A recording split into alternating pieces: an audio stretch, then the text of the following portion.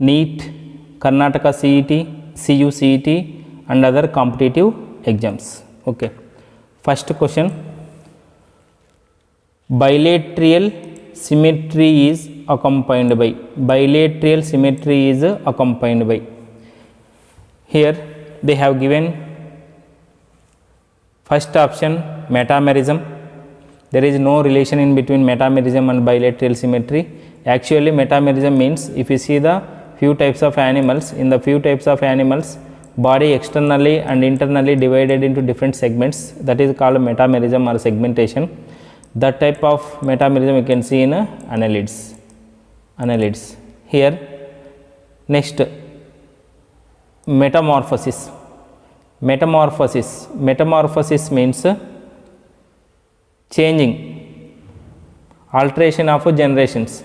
Metamorphosis means, if you see the coelentrates, in coelentrates what happen, sexual form become into an asexual form, asexual form again become into sexual form, that is called metamorphosis.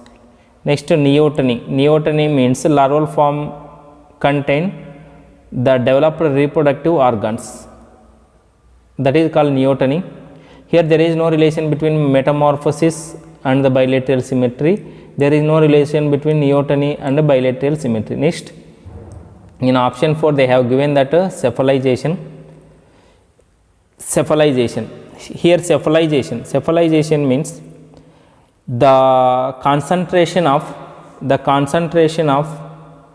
nervous system at anterior region, okay, in head region. Anterior region means in head region,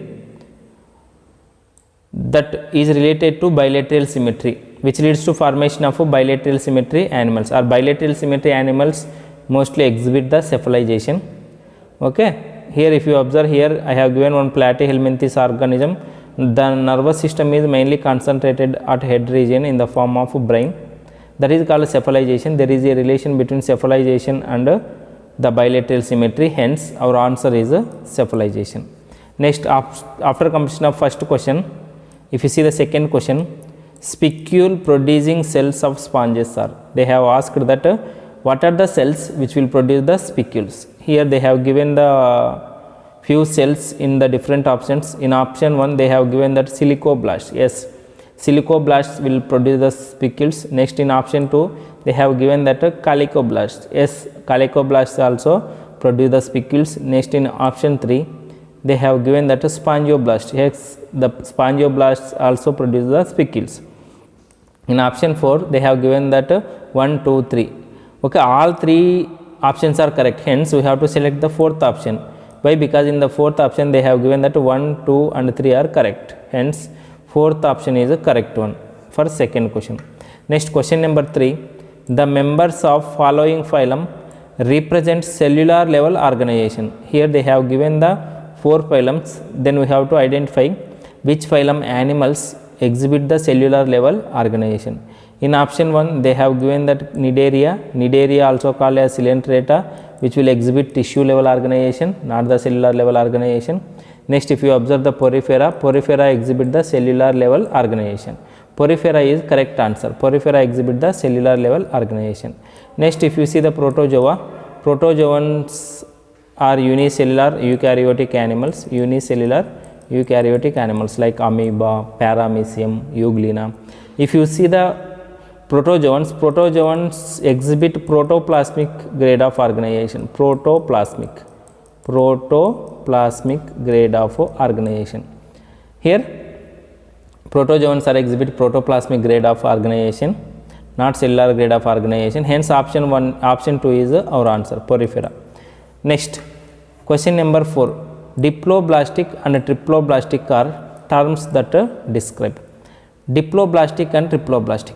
See, diploblastic and triploblastic are terms that are used for to describe what they have asked the question.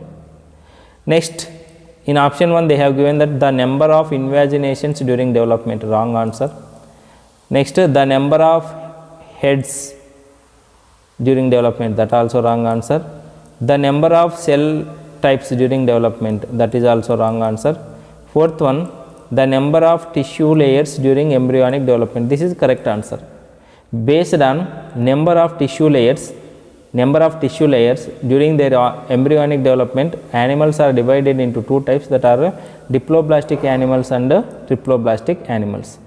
Diploblastic animals and triploblastic animals. What is the diploblastic animal? What is the triploblastic animal? See, if you see, every animal will formed by the fusion of sperm and ovum. Both sperm and ovum fuse, then we can see formation of zygote. Again that zygote become into an embryo. If embryo contain two germ layers, that are ectoderm and endoderm, then those are called diploblastic animals. Example, coelentrates.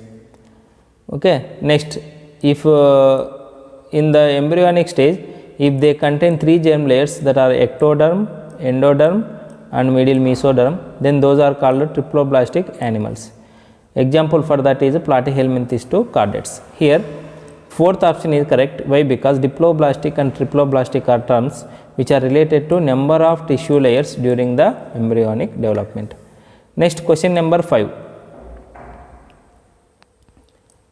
Recognize the A and B and find out the correct matching. See, we have to recognize A and B. Here what they given? Polyp. Polyp become into medusa. Again medusa become into polyp. By arrow marks they show, and we have to identify polyp, how polyp is become into medusa, then how medusa is become into polyp. If you observe here, this complete term is called metagenesis. Formation of polyp from medusa, formation of medusa from polyp is called metagenesis, or alternation of generations, that we can observe in the coelentrates. See, in coelentrates we can see the two types of forms, that is polyp and medusa. Polyp and medusa. This is the medusa and this one is polyp. Here what happened? The medusa become into polyp by the sexual reproduction. Okay, here if you next, the polyp again become into medusa by the asexual reproduction. If you see here, polyp become into medusa by A. What is the A? By the asexual reproduction. Hence A is asexual reproduction. Next, medusa become into polyp by B. What is the B? B is sexual reproduction. Hence, option 1 they have given that A is asexual reproduction, B is sexual reproduction. Hence, option 1 is correct for 5th question. Okay, that is about 5th question. After that, we should discuss about the 6th question. Which of the following is sedentary or does not show locomotion? Sedentary means the animals which are attached on bottom without moving, that is called sedentary. Okay, here they have given few animal names. We have identified which animal cannot move one place to another place. Option 1 they have given amoeba. Amoeba can move from one place to another place because they contain locomotory organs, that are pseudopodia. Next, cycon or scypha. Cycon is belongs to one type of, cycon is example for Porifera animal. Cycon belongs to phylum Porifera. Here I have given the diagram of cycon. This is the cycon. If you observe here, this cycon is attached on the bottom. This cycon cannot move from one place to another place. Hence, cycon is our answer. Next, which of the following sponges are called Venus flower basket? See, here they have given 4 sponges names. We have to say which sponge is called Venus flower basket. Okay, Euspongia wrong answer, Spongilla wrong answer, Cliona wrong answer, but Euplectella. Here I have given the Euplectella diagram. This Euplectella commonly called as Venus flower basket. Hence, question number 7, option 4 is the correct answer.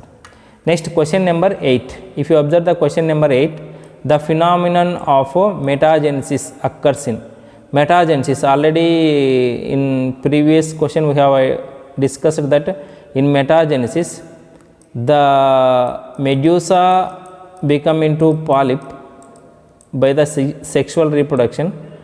Okay, this is the polyp and this one is medusa. Again polyp become into medusa by asexual reproduction. That is the metagenesis that naturally we can see in the Lobelia. Lobelia is belongs to phylum Coelenterata. Next, after completion of 8th question, we should discuss about 9th question. The 9th question is, which of the following organism is correctly matched with its common name? Here they have given few animal names with their common names. We have to identify the correct match. In option 1 they have given that Adamsia sea mouse. Adamsia sea mouse. In the bracket these are the names which I have given for your understanding. Okay. In the question only these words are there. Adamsia sea mouse. Wrong answer. Adamsia is called sea anemone, not the sea mouse. Hence we can eliminate option 1. Then option 2. Aurelia comb jelly. No, Aurelia is called as moon jelly, not the comb jelly. Hence we can eliminate option 2 also. Next in option 3. Hermifora nuda. Not. Hermifora is called as sea gooseberry, not the nuda. Next in option 4 they have given that Metridium sea anemone. Yes, Metridium commonly called as a sea anemone. Hence for question number 9 option 4 is a correct answer. Next question number 10. Comb plates are found in. Comb plates are found in. Here they have given few structures of animals that are comb plates, which are present in which animal we have to identify. See Lobelia. Actually comb plates are present in Ctenophora animals. Ctenophora phylum animals contain comb plates. Here which animal belongs to Ctenophora? That is our answer. Lobelia belongs to coelenterate. Hence option 1 we can eliminate. Next option 2. Pleurobranchia is belongs to Ctenophora animal. Hence Pleurobranchia contain comb plates. See, these are the comb plates. This is one Ctenophora animal. There is the name of this animal is Pleurobranchia. Okay, this only Pleurobranchia diagram here I have given. There is a comb plates on its surface. Those are used for the locomotion. Locomotion means movement of animal from one place to another place. That is about the first session of Animal Kingdom multiple choice questions explanation. In next video we will discuss from question number 11 to 20. At every video I will discuss